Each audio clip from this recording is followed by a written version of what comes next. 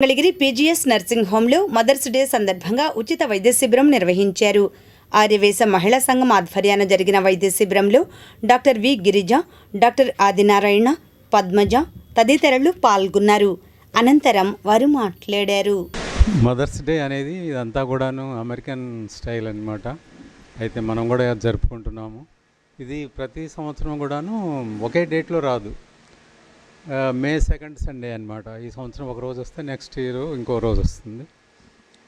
సరే, ఈ సందర్భంగా మరి మనకి చీఫ్ గెస్ట్గా డాక్టర్ పద్మజ గారు వచ్చారు. చాలా సంతోషం.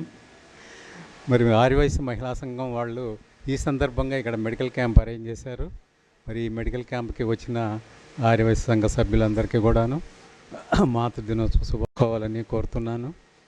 మరి మహిళలకి ఎన్నో సమస్యలు ఉంటాయి. వాటన్నిటికీ కూడాను అవగాహన పెంచుకోవాలని, ఆ సమస్యల గురించి తెలుసుకోవాలని, అవి రాకుండా నివారణ పద్ధతులు వాళ్ళే కాకుండా వాళ్ళ ఇంట్లో వాళ్ళందరికీ కూడాను అవి చేసి కుటుంబాన్ని అంతా కూడాను ఆరోగ్యంగా ఉంచేందుకు అవకాశం ఉంటుంది. మరి ఈ సందర్భంగా నాకు ఈ అవకాశం ఇచ్చారు. యాక్చువల్గా నిన్న పెట్టుకోవాలి, సెకండ్ సాటర్డే, అందరికీ వీలుగా ఉంటుందని ఈరోజు మనం మహిళా దినోత్సవ సందర్భంగా ఈ మెడికల్ క్యాంపుని నిర్వహిస్తున్నాము. ఈ మెడికల్ క్యాంపులో మేము ముఖ్యంగా మహిళలు ఎటువంటి అంటే 35 సంవత్సరాలు దాటిన స్త్రీలు ఎటువంటి జాగ్రత్తలు తీసుకుంటే బాగుంటుంది అనే విషయం మీద ఎక్కువగా ఫోకస్ చేసి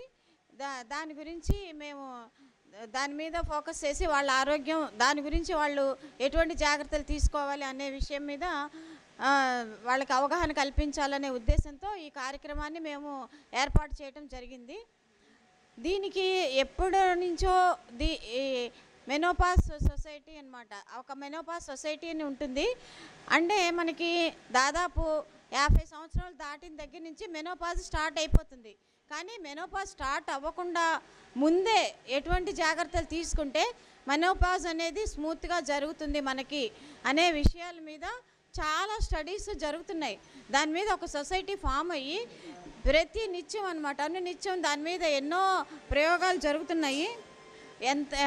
ఎంతమందో సైంటిస్టులు కానీ డాక్టర్స్ కానీ మరి మహిళల ఆరోగ్యం గురించి నిరంతరం శ్రమిస్తూ ప్రతి ఒక్కరికి అవగాహన కల్పించాలనే ఉద్దేశంతో ఆ సొసైటీని ఫామ్ చేసి ఎప్పటికప్పుడు వచ్చే లేటెస్ట్ డెవలప్మెంట్స్ అన్నిటినీ కూడా ప్రజలకి అందచేయాలనే ఉద్దేశంతో ఆ సొసైటీ పనిచేస్తుంది.